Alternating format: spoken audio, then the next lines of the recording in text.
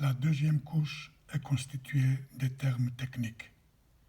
Il s'agit de mots ou syntagmes qui correspondent à des notions bien définies, structurées et hiérarchisées.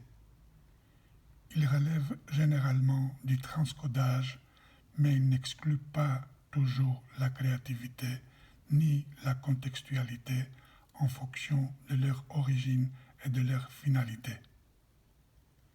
La partie la plus frappante de la terminologie communautaire est une nouvelle nomenclature composée de lexèmes qu'on ne rencontre pas très souvent en dehors des textes en question ou qui sont utilisés avec une acception bien spécifique.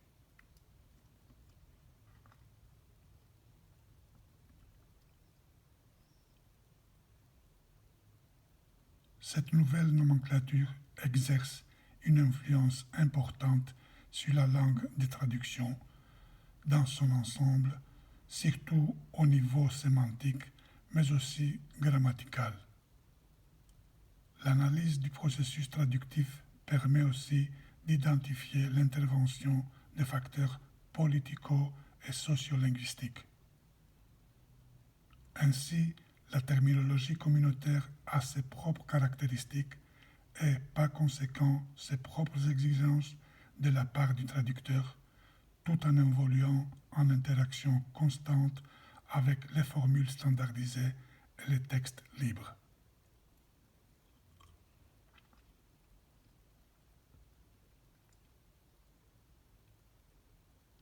Le texte libre est en effet la troisième et la plus importante couche des textes législatifs communautaires.